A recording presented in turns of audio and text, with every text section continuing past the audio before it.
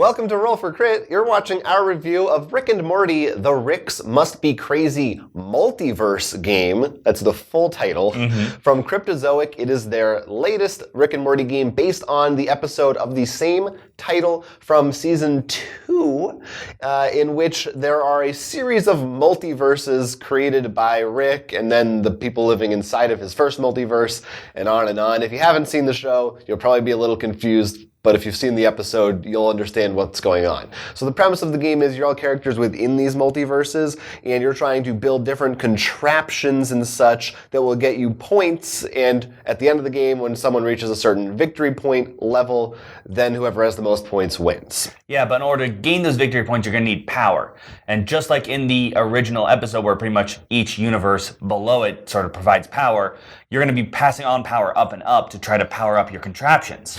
Unfortunately, the power is not just for you. Anyone can get to it. So first come, first serve. Yeah, depending on where you place them, for instance, so there are these power cards, and they have certain they have certain numbers of power on them that will be activated once you get to that multiverse. And you may have cards in your hands that cost power that you want to play, or actions that you want to enact that require power. So you may want them higher up because you want more power to have built up until that point, and or other people might have already taken them. Maybe you want to have it in the lower multiverse because you want to just activate it right away before other people have a chance to get in there and use the power for their own purposes. So you're worried about that. Yeah, the multiverse actually reward you the lower you go to build things because you have more actions. In essence, that's how you build things, to either play them or build tokens on them. Once they have enough build tokens, they can be used.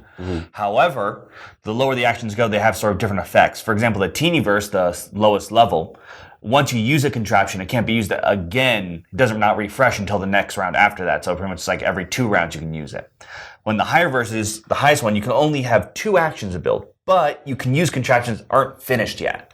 So it's sort of a give and pull of, do you want more of the better ability, or do you need more actions to build some things? Yeah, and I think it's a lot of it is sort of that thing where if everybody's hanging out down in the Teenyverse and the Miniverse, you might be able to get away with, I love having all these actions and taking it slow. But then if one player starts to go higher maybe and playing things up there and taking advantage of these effects, you're going to have to kind of play catch up, because there's almost kind of a meta game within that of seeing what other people are doing, or maybe someone's down here and has more actions, so you feel like, they're getting more done. I want to go down there.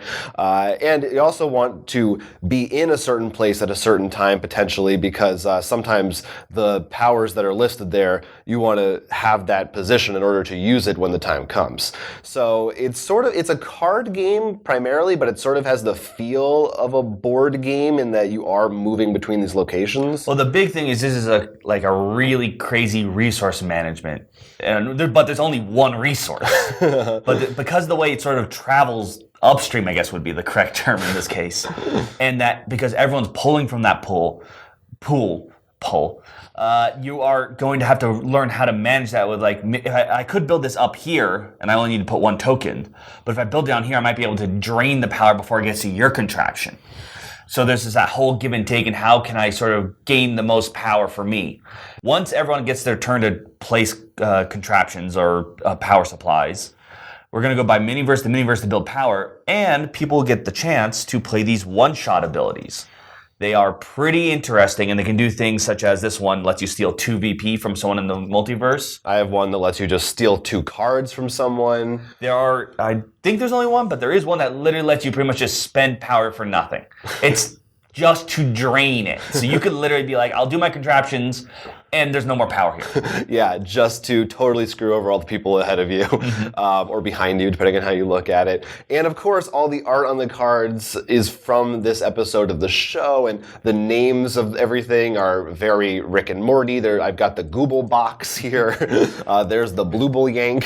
Oh yeah. So, that humor from the episode comes through, but it's certainly not in the vein of the Mr. Meeseeks game, or even Total Total Recall, which is more on the lighter side, in spite of that kind of humor there, I would not call this a party game. It does require a lot of thought. Well, I wouldn't even just say, there is definitely some thought process, as we said, planning and trying, but just one of the big things we came across was the math. Because what happens is you'll start stacking these power supplies, like, let's say if I put another one here, and they start adding up, and when you get to the power effects, you have to be like, all right, there was 12 there, double check that. Yeah. That's -2, +1, next verse, okay, that's 16 plus 6 is 32, and then so you have to be like really careful counting that. There's a lot of bookkeeping. Yeah. And it can after a few rounds, it can kind of start to be a chore of, all right, so can someone else please just keep track of the counting, and I'll look at the cards and what things, and I have to make sure, are you activating this, or can you do this? How many points are you supposed to have? What's the power at now? That can definitely be a bit taxing. That's probably the biggest drag of the game, is that section, which is unfortunate. But part of me does like that it does kind of feel in theme for the episode because Rick and Morty is this kind of science-y, mathy sort of in a way thing. It kind of makes sense. Yeah. In essence, this episode is about very intelligent people making a universe just to slave it with this energy for one resource, for power, to power a car. Right. You have to have a really high IQ to understand Rick and Morty, to be fair. Oh, God. So it does work out in a way when it feels a lot more gamier, because I know, like, for you wish for a little bit more in some of the party effects. Those have been a bit hit and miss for you. Yeah, this is definitely, it falls kind of somewhere between the two things. I almost worry, honestly, that the game for casual players, it might be too confusing, but for more hardcore players might still be a little on the lighter side. And the other thing is, right now you just see the picture of the cards of the characters, but if you flip them over, they actually have unique abilities. For example, Morty's one we really like because he just lets you draw more. Mm-hmm. Well, he lets you draw the same amount, but you have more choice. Right. So that's very helpful. Yeah.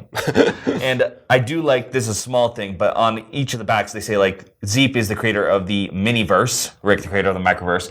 For Morty, creator of nothing.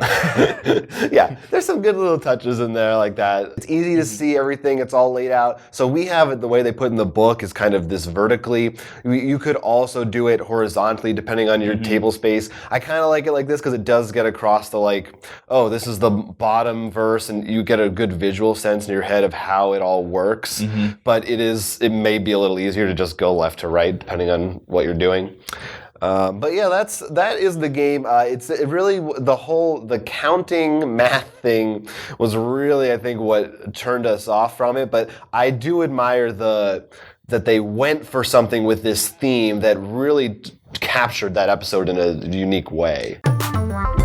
For the Ricks must be crazy, here are our crits and misses. For crits, the mechanics are creative and service the theme of the episode. They bring to life a scientific kind of mindset that I haven't quite seen in the same way in a lot of other games. The game provides an interesting choice every round of whether to stay in the lower multiverses and get more actions, or stay in the higher ones and gain better rewards from the effects. Combine this with the cards you may be playing in, depending on different verses, it really makes it a fun challenge of deciding, do I stay here to maybe focus more on this verse or try to build upstream to maybe get an advantage there?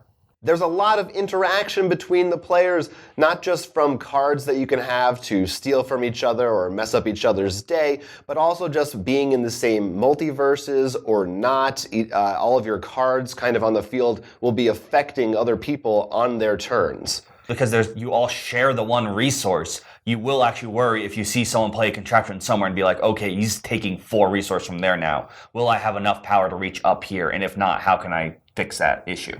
And for misses, during the power-up phase, this can tend to slow down the game as you slowly count the power-up because it's not a simple 1, 2, or 3. They can get to very large numbers. Keeping track of numbers on a score pad is not probably going to be most people's idea of fun.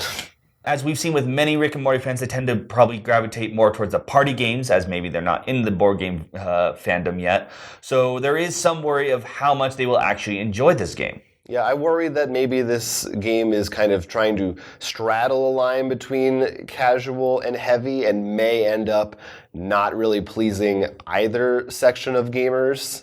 The Ricks Must Be Crazy turns out to be an interesting resource management game where you'll all be fighting over only one resource and seeing who can get the most points out of it. Let's just see if you're willing to do the counting.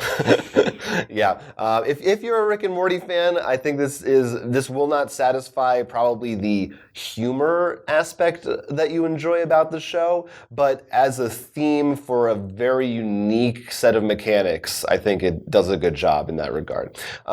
If you are interested in the Ricks Must Be Crazy, it is available now in wide release at the time you're watching this video, but also for a limited time we are running a contest in partnership with Cryptozoic. We are giving away 4 copies of the game just for the next month up until about the end of June 2018 if you're watching this in time. So check out the description below for a link or visit rollforcrit.com/contest to try and win that, because that's pretty exciting. You could get your hands on one of these multiverses. Yeah. One of these Ricks. One of these until Mortys.